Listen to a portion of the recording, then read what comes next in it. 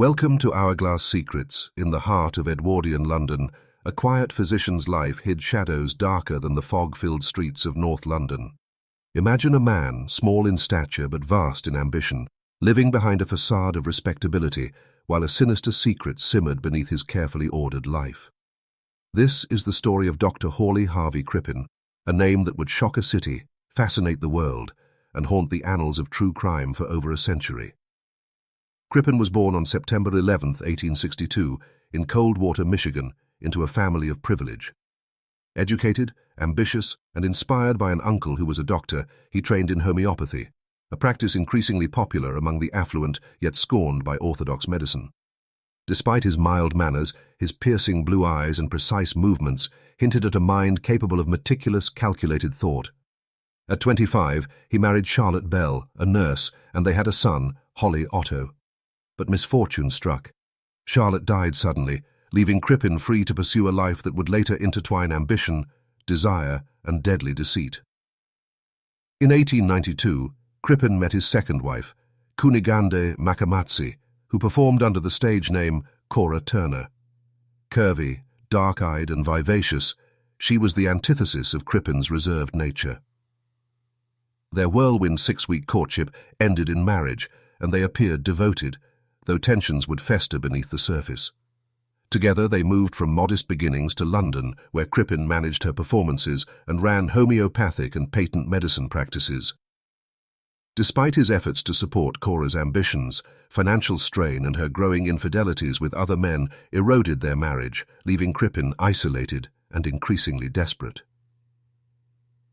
By the early 1900s, Crippen had begun a clandestine affair with his young secretary, Ethel Leneve. Their connection grew as Cora's temper and affairs intensified domestic strain. In January 1910, a calculated order for the sedative hyoscine, a substance capable of incapacitating its victim, was placed at a local chemist.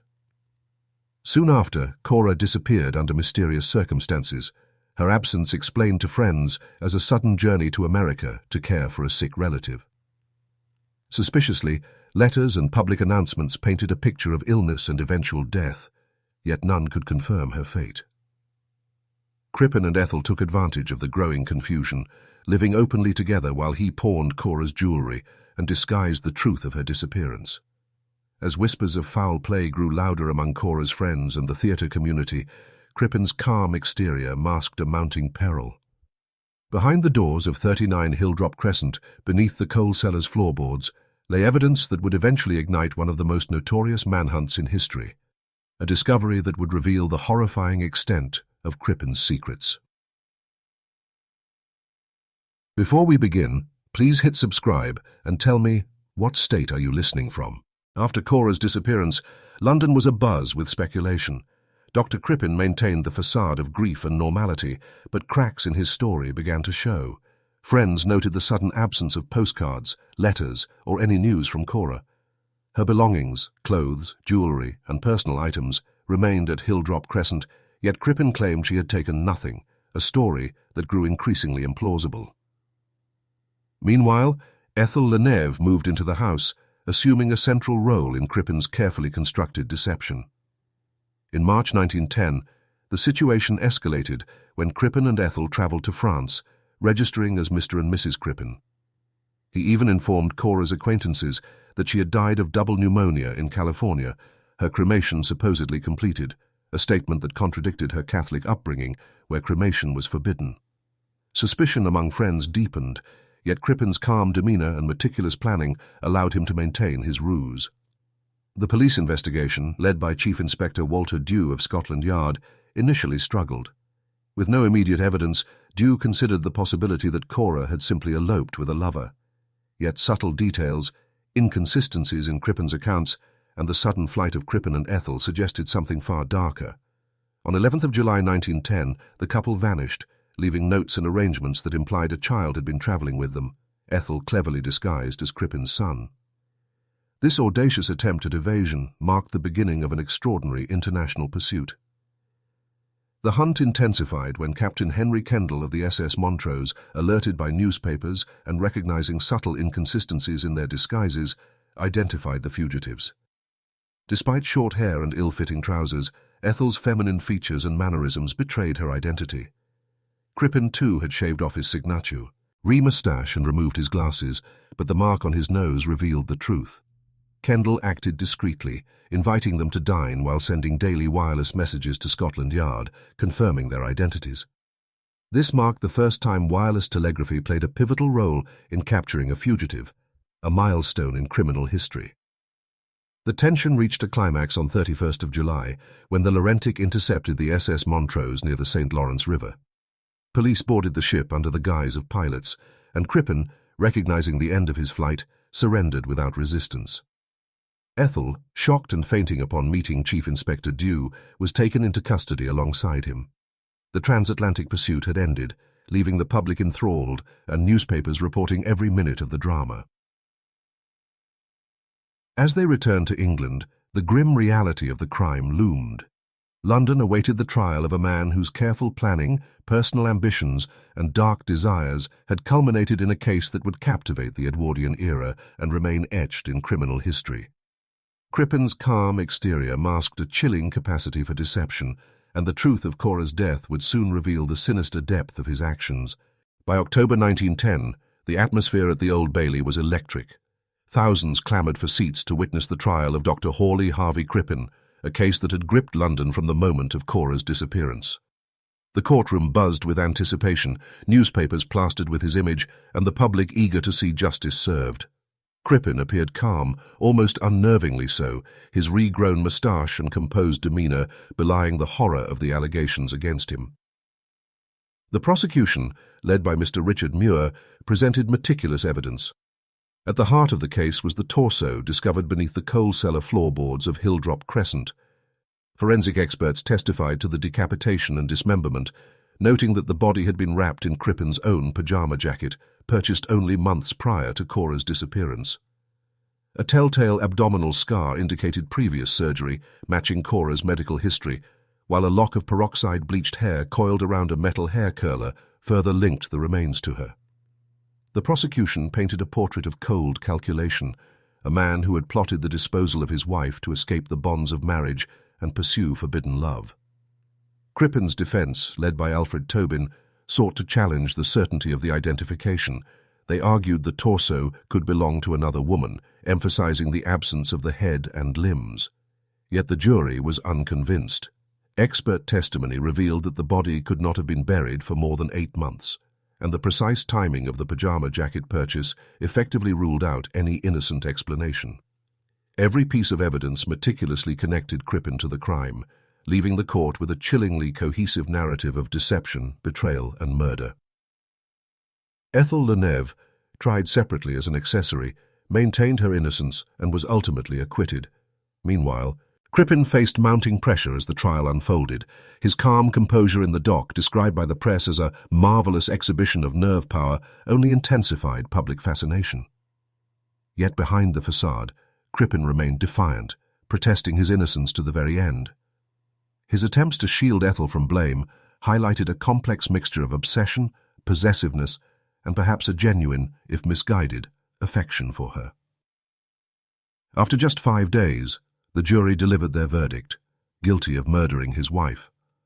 The feared black cap was donned, and the sentence of death pronounced. Crippen's final words reflected his enduring denial and concern for Ethel. "I still protest my innocence. Whatever sin there was, it was mine, not hers."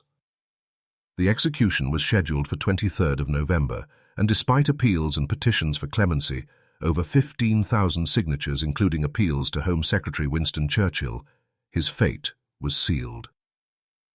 The trial not only revealed the grisly details of Cora's death, but also cemented Crippen's place in history as one of Edwardian England's most notorious murderers. His story would linger in the public imagination, a cautionary tale of ambition, desire, and the dark lengths to which some would go to pursue forbidden passions. November 1910 cast a grim shadow over Pentonville Prison. Dr. Hawley Harvey Crippen, the man whose name had become synonymous with horror and intrigue, awaited his fate.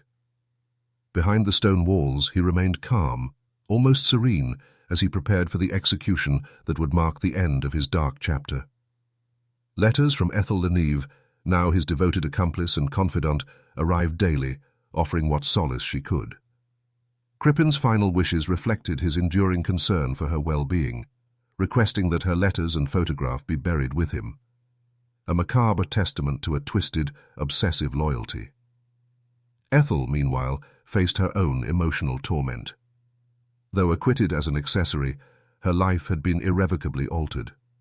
The public glare, whispers of scandal, and the shadow of Crippen's actions followed her across the Atlantic, where she eventually moved to Toronto, Canada, seeking anonymity. She returned to England years later under an assumed name to care for a dying sister, eventually marrying an upholstery clerk, Stanley Smith, who reportedly resembled Crippen. Ethel, later known as Ethel Harvey, lived quietly until her death in 1967 at the age of 84, reportedly requesting to be buried with a locket containing Crippen's photograph, a haunting emblem of a love that survived a world of crime and notoriety. The execution itself was swift and clinical. On the morning of 23rd of November, Crippen was hanged at Pentonville Prison. He never confessed to Cora's murder, maintaining until his final moments that Ethel was innocent and that he bore full responsibility for whatever had transpired. His composure, coupled with the public's morbid fascination, cemented the case in the annals of British criminal history. Outside the prison walls, crowds gathered, some booing, others gaping at the culmination of a case that had gripped London for months. Yet the story did not end with Crippen's death. Hilldrop Crescent, the scene of so much intrigue, was bombed during the Blitz in 1940, leaving only rubble behind. Locals recounted tales of strange noises and eerie sightings, a spectral echo of the past. Crippen's wax likeness, once displayed at Madame Tussauds, and the spade used by Chief Inspector Dew to unearth Cora's remains further immortalized the dark legacy. Even decades later, scholars and enthusiasts debated the true nature of Cora's death: premeditated murder, tragic accident, or unintended consequence of Crippen's experiments with sedatives and aphrodisiacs.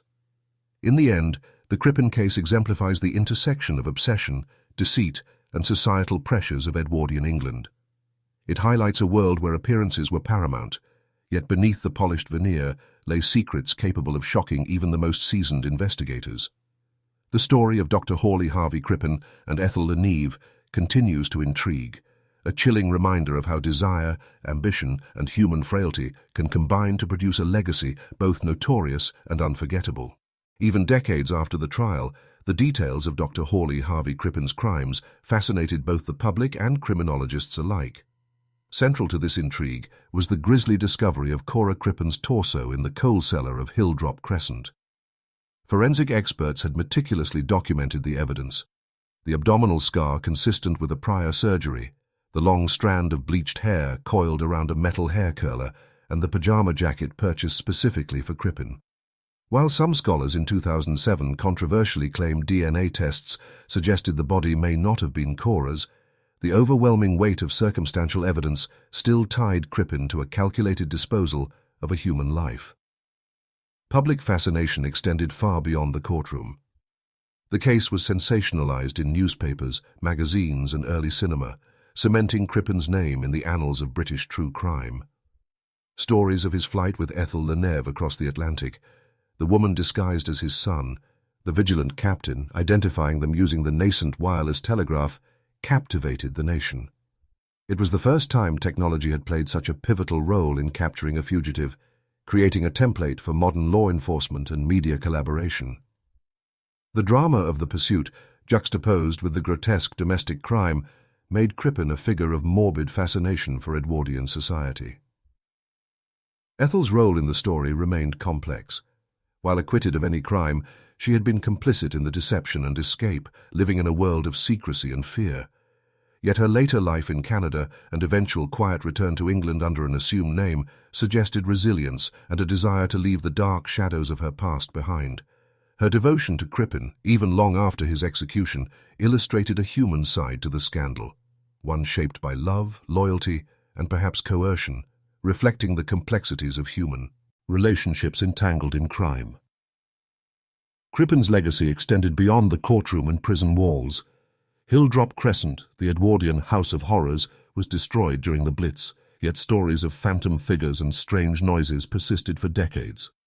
Objects connected to the case, from Crippen's spectacles to the spade used to uncover Cora's remains, were displayed in crime museums, transforming his infamy into a cautionary tale for generations. Even in life, Crippen had carefully managed appearances, yet his meticulous plotting could not evade the consequences of his deeds.